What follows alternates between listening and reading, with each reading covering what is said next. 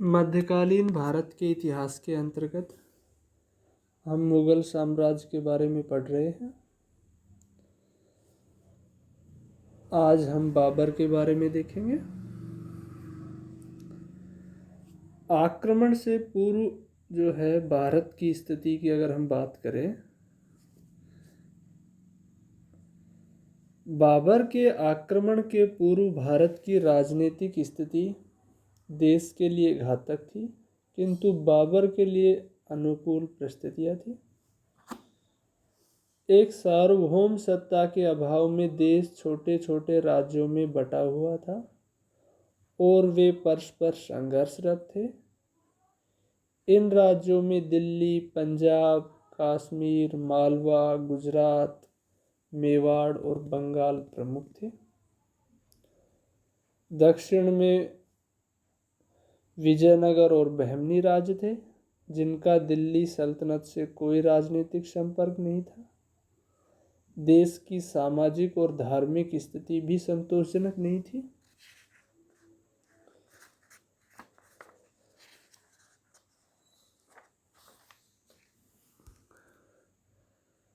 फरवरी 1483 ईस्वी को ट्रांस ओक्सियाना के एक छोटे से राज्य फरगना में बाबर का जन्म हुआ। 1494 ईस्वी में अपनी पिता की मृत्यु के पश्चात मात्र 12 वर्ष की आयु में वह फरगना का शासक बना। शासक बनने के उपरांत उसने अपने चाचा अर्थात हेरात के शासक से समरकंद छीनना चाहा, परंतु उसके चाचा अहमद मिर्जा ने सेबानी खा उज़्बेक की सेवा प्राप्त कर बाबर के प्रयास को असफल कर दिया। 1503 ईस्वी में बाबर ने पुनः जीतने का प्रयास किया। इस क्षेत्र को सफलता नहीं मिली। तैमूर सत्ता के 4 केंद्रों में से एक खुरासान पर 1507 ईस्वी में सेबानी खा उज़्बेक द्वारा अधिकार कर लेने से अंततः बाबर के लिए मध्य एशिया के द्वार बंद हो गए। अंततः बाबर ने 1504 ईस्वी में काबुल जीता, लेकिन बाबर ने इस समय तक भी मध्य एशिया पर शासन करने का ख्वाब छोड़ा नहीं था। शाह इस्माइल सफवी की मदद से उसने 1511 ईस्वी में समरकंद पर अधिकार करने में सफलता पाई, किंतु अंततः उसने समरकंद को ईरानी सरदारों के व्यवहार से क्षुब्ध होकर जो है समरकंद को खाली कर दिया।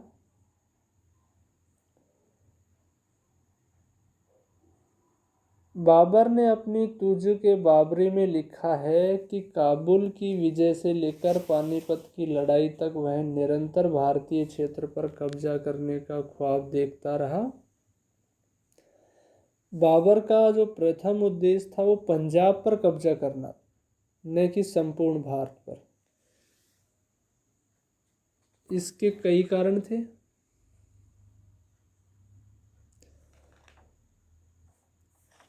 1519 ईस्वी में उसने भेरा के किले पर कब्जा कर लिया।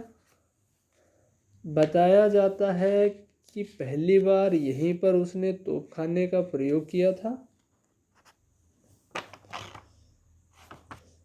1520-21 ईस्वी में बाबर ने पंजाब में 2 अभियान किए, जिसमें उसने भेरा, सियालकोट, बाजौर आदि क्षेत्रों को जीता। 1524 ईस्वी में उसने चौथा अभियान किया। 1525 ईस्वी में पंजाब के गवर्नर दौलत खां लोधी का निमंत्रण प्राप्त हुआ। वस्तुतः दौलत खां लोधी के पुत्र दिलावर खां को इब्राहिम लोधी ने अपने दरबार में बुलाकर अपमानित किया था। साथ ही दौलत खां लोधी एक महत्वाकांक्षी गवर्नर था और वह स्वयं दिल्ली पर नियंत्रण स्थापित करना चाहता था।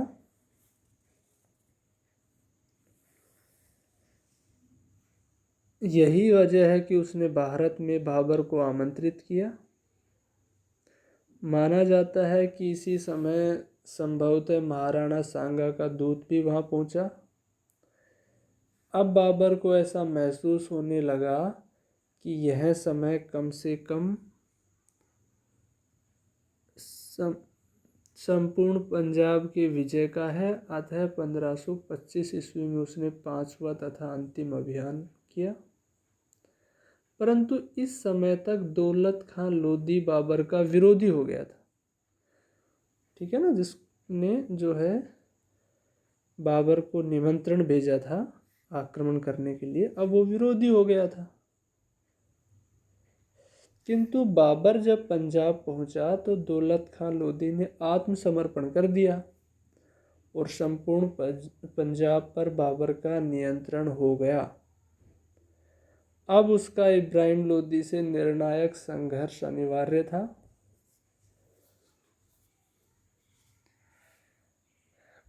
20 अप्रैल 1526 ईस्वी को पानीपत की पहली लड़ाई हुई। इस युद्ध में इब्राहिम लोधी की पराजय हुई और वह मारा गया।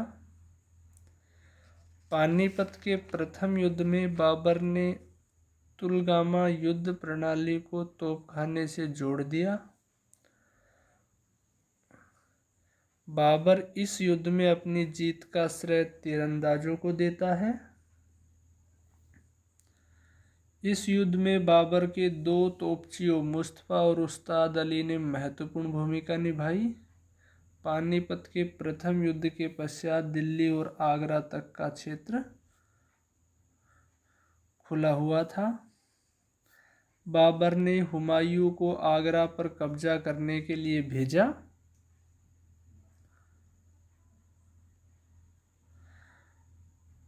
वह इब्राहिम लोदी के किले तथा कोष पर अधिकार कर लिया। आगरा के दुर्ग में सोना तथा बहुमूल्य रत्न संरक्षित थे।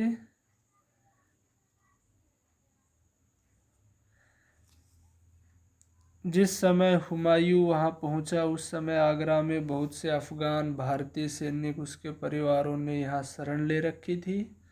इनमें इब्राहिम लोदी तथा ग्वालियर के शासक विक्रमादित्य का परिवार भी शामिल था। हुमायूं ने इसके किले और कोष पर अधिकार कर लिया। विक्रमादित्य ने उसे प्रसिद्ध कोहिनूर हीरा भी प्रदान किया। आगे उसने ग्वालियर और धौलपुर आदि क्षेत्रों को भी जीत लिया। बाबर 10 मई को आगरा पहुंचा। हुमायूं ने उसका स्वागत किया और उसके सम्मान में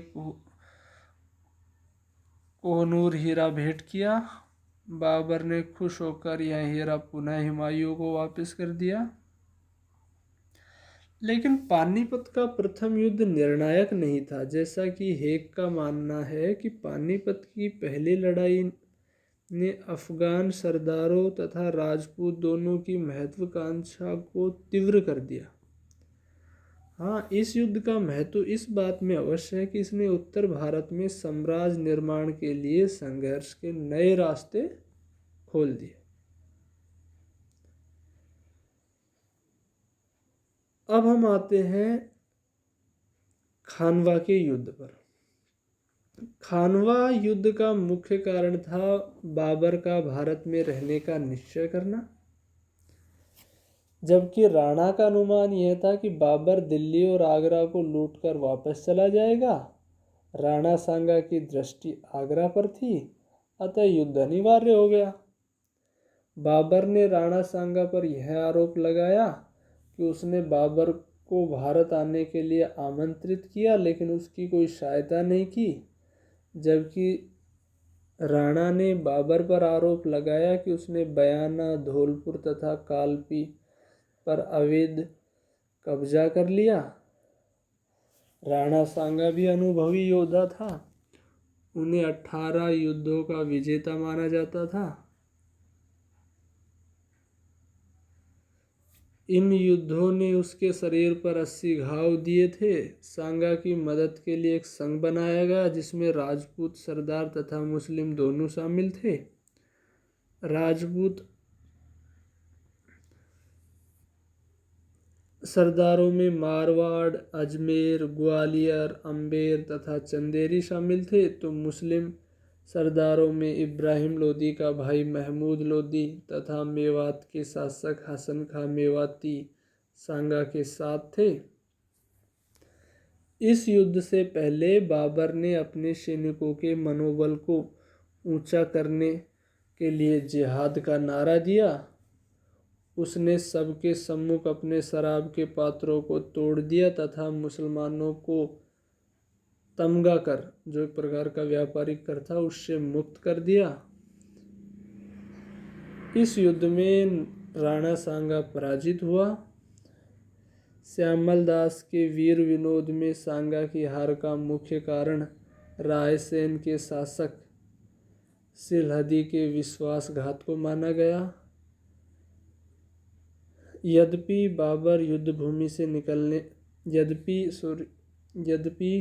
राणा सांगा युद्ध भूमि से निकलने में कामयाब रहा, परंतु आगे उसके सरदारों ने ही उसे जहर देकर मार दिया। इस प्रकार से खानवा का युद्ध पानीपत के प्रथम युद्ध से ज़्यादा निर्णायक सिद्ध हुआ।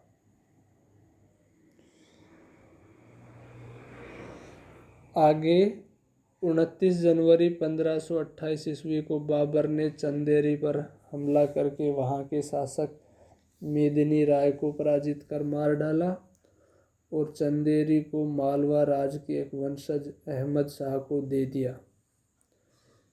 इसी बीच बाबर ने हसन खां मेवाती को पराजित करके अलवर का क्षेत्र भी उससे छीन लिया। दूसरी तरफ भारत में अफगान शक्तियाँ संगठित हो रही थी और उसका नेता बंगाल का शासक नुसरत शाह था। वह इब्राहिम लोदी का दामाद था। खानवा की लड़ाई के पश्चात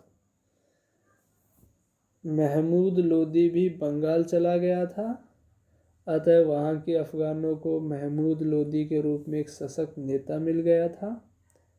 बंगाल का शासक नुसरत शाह भी उसकी सहायता कर रहा था। 6 मई 1529 ईस्वी को घाघरा के तट पर अफगानों से बाबर का युद्ध हुआ। इसमें बाबर की विजय हुई, परंतु अफगानों की शक्ति तोड़ी नहीं जा सकी। इस युद्ध के मध्य काबुल में एक विद्रोह हो गया तथा हुमायूं भी बदखशा का शासक बनकर चला गया था, अतः उसने मजबूरी में अफगानों से एक संधि की, जिसमें बिहार के कुछ भाग मोहम्मद खां लोहानी को तथा अधिकांश भाग जलालुद्दीन को सौंपकर कुछ भागों पर ही बाबर ने अपना नियंत्रण रखा।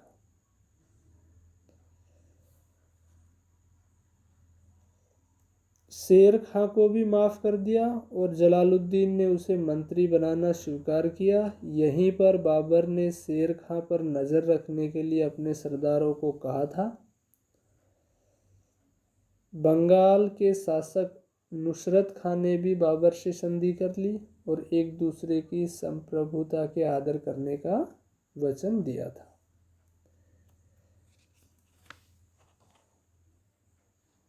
इसी समय हुमायूं वापस भारत आ गया था। उसे पहले संभल की जागीर दी गई, फिर उसके खराब स्वास्थ्य को देखते हुए आगरा बुलवा लिया। इसके पश्चात बाबर काबुल की तरफ बढ़ा, परंतु लाहौर में ही 26 दिसंबर 1530 ईस्वी को उसकी मृत्यु हो गई।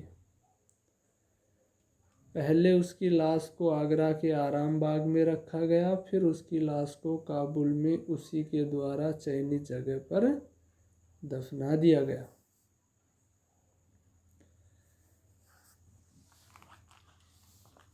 अब बाबर की मृत्यु के बाद उसका पुत्र जो है हुमायूं, वो शासक बना।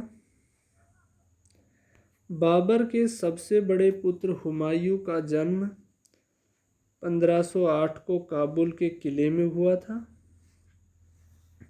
उसकी माँ का नाम माहम सुल्ताना था और उसके छोटे भाई कामरान और अस्करी गुलरुख बेगम से, और सबसे छोटा भाई हिंदाल एवं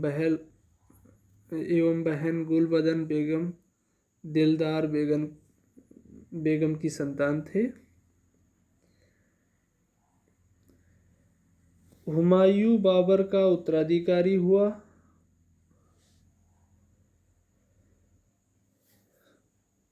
उसे कांटों का ताज मिला था। उसके सामने कई प्रकार की समस्याएं थी। सबसे पहले तो उसके चचेरे भाई, अगर हम उसकी समस्याओं को देखें तो उसके चचेरे भाई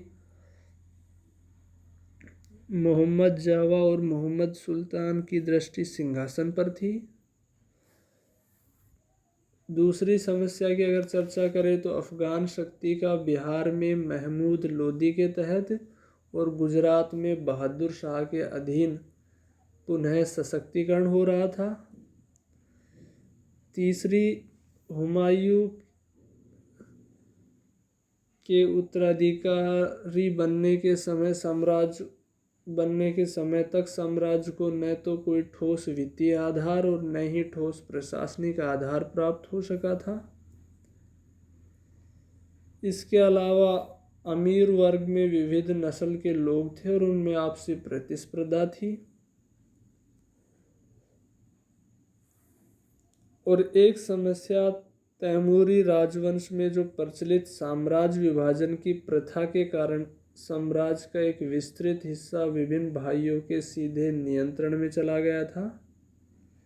जैसे शासन के प्रारंभ में ही जो है हुमायूं ने अस्करी को संभल, अपने भाई हिंदाल को मेवात, कामरान को काबुल तथा कंधार प्रदान किए।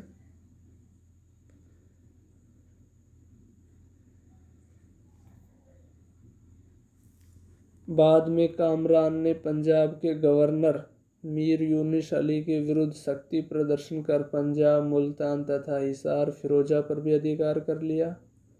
इस वजह से जहाँ एक तरफ उत्तर पश्चिम से योग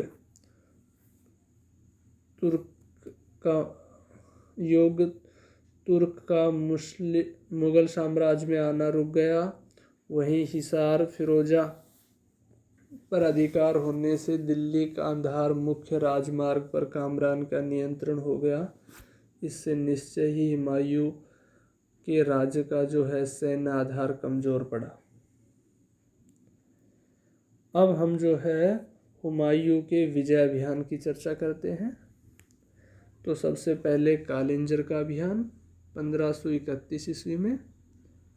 इस आक्रमण का कारण यह था कि यहाँ के शासक प्रताप रुद्रदेव के बारे में अनुमान था कि वह अफगानों के प्रति सहानुभूति रखता है। अतः गुजरात के बहादुर शाह पर नियंत्रण रखने के लिए कालिंजर पर नियंत्रण आवश्यक था। बिहार की तरफ अफगानों के विद्रोह की सूचना आने पर उसने कालिंजर से समझौता कर लिया, जिसमें प्रताप रुद्रदेव ने अपनी अधीनता स्वीकार कर ली। दूसरा विजय अभियान की अगर बात करें हम तो दोरा का युद्ध तथा चुनार का प्रथम घेरा।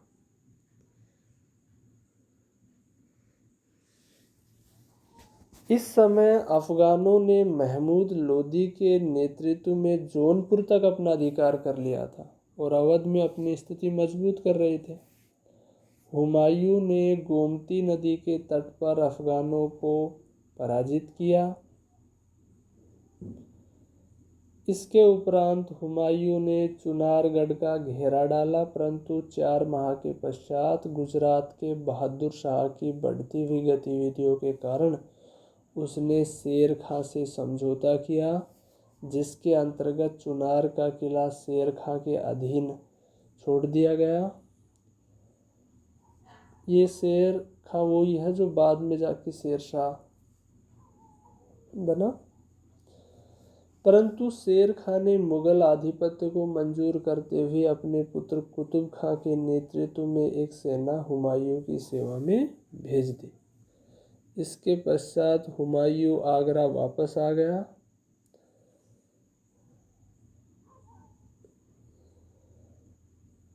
1534 ईस्वी में हुमायूं के दो संबंधी सेनानायक मोहम्मद जमान मिर्जा और मोहम्मद सुल्तान मिर्जा ने बिहार में विद्रोह किया, परंतु वे पराजित हुए। अब जो है गुजरात का अभियान या फिर बहादुर शाह से संघर्ष। गुजरात का शासक बहादुर शाह एक योग्य शासक था। वह 1526 ईस्वी में शासक बना था। 1531 में उसने मालवा पर अधिकार कर लिया। उसने देवगिरी और बरार के शासकों को भी इस बात के लिए मजबूर किया कि वो बहादुर शाह के नाम से खुतबा जारी करे। कहने का मतलब ये है कि बहादुर शाह ने गुजरात में अपनी स्थिति काफ़ी मजबूत कर ली थी। उसने अजमेर को भी जीत लिया, चित्तौड़ पर भी हमला किया था और माना जाता है कि इसी समय चित्तौड़ की रानी कर्णावती ने हुमायूं से सहायता की अपील की और इसके प्रतीक के रूप में राखी भेजी। इसके अलावा बहादुर शाह ने इब्राहिम लोदी के चचेरे भाई तरतार खां को भी मदद दी। अब ऐसी स्थिति में हुमायूं ने इस पश्चिमी अफगान राज्य के प्रति अभियान का निर्णय लिया। पहले उसने एक युद्ध में तरतार खां को पराजित कर मार डाला। फिर उसने मांडू पर हमला किया। बहादुर शाह चंपानेर भाग गया। वहाँ से पुनः काठियावाड़ भाग गया। हुमायूं ने वहाँ भी उसका पीछा किया। इस तरह मालवा तथा गुजरात पर हुमायूं का कब्जा हो गया। उसने मालवा और गुजरात का प्रशासन अपने भाई अस्करी को सौंप दिया और स्वयं मांडू चला आया। लेकिन अस्करी एक योग्य प्रशासक नहीं था। उसकी मुगल अधिकारियों से नहीं बनी।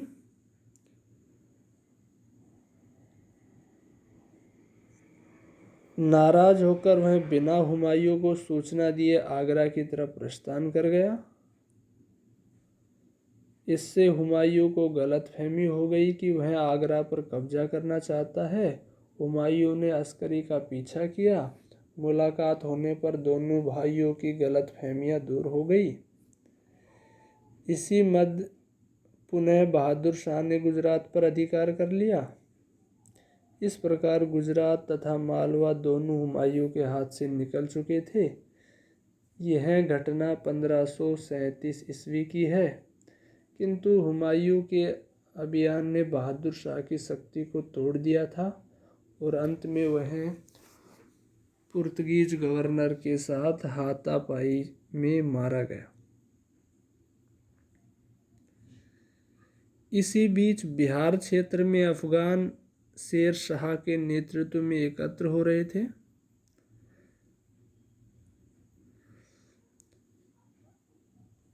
शेर खां या शेर शाह जो है वो सावधानी से अपनी शक्ति को बढ़ा रहा था।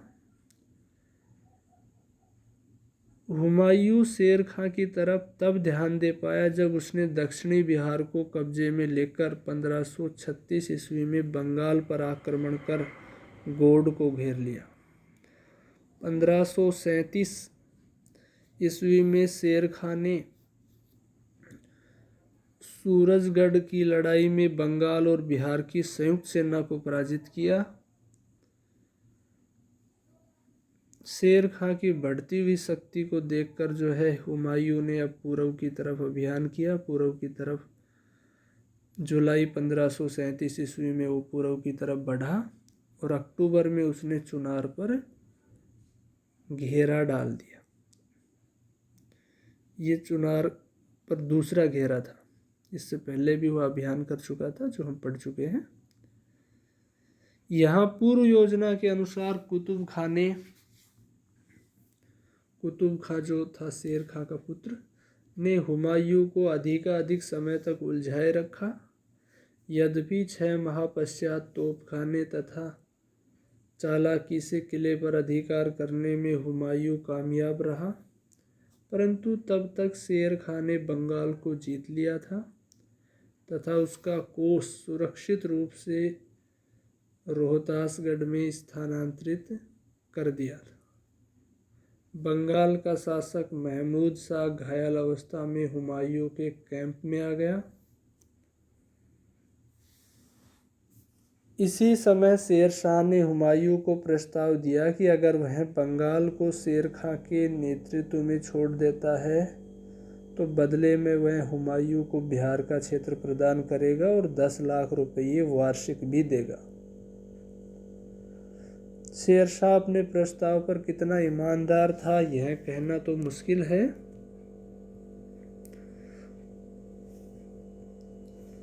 परंतु इस प्रस्ताव पर कोई समझौता नहीं हो सका।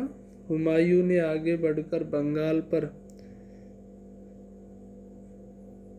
सरलता से कब्जा कर लिया। यहीं पर उसने 8 महीने का समय बिताया तथा दिल्ली, आगरा और बनारस तक से संपर्क नहीं रखा। इसी बीच जो है शेर खां ने कड़ा, कन्नौज, बनारस तथा जौनपुर, चुनार पर कब्जा कर हुमायूं के वापसी मार्ग को काट दिया। इधर जो है आगरा में हुमायूं के भाई हिंदाल ने उसके विश्वास पात्र शेख बहलोल का वध कर दिया और स्वयं को बादशाह घोषित कर दिया।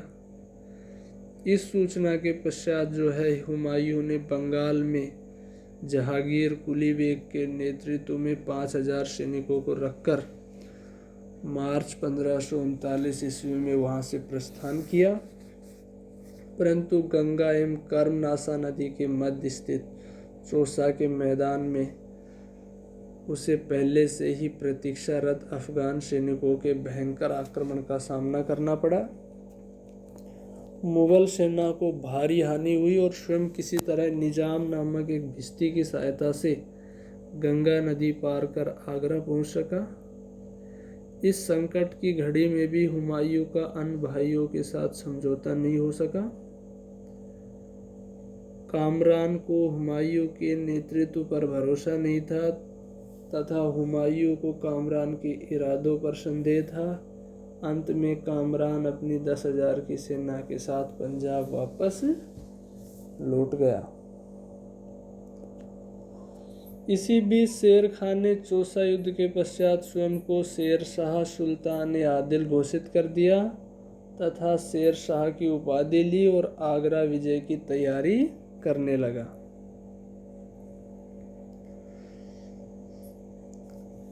अंततः जो है कन्नौज के पास बिलग्राम के युद्ध में 17 मई 1540 ईस्वी को मुगल सेना हुमायूं के नेतृत्व में अंतिम रूप से पराजित हुई। बड़ी कठिनाई से हुमायूं अपनी जान बचा सका और ईरान की तरफ पलायन कर गया। इस तरह से हुमायूं की पहले चौसा के युद्ध में पराजित हुए और बाद में बिलग्राम के युद्ध में अंतिम रूप से उनकी पराजय हुई।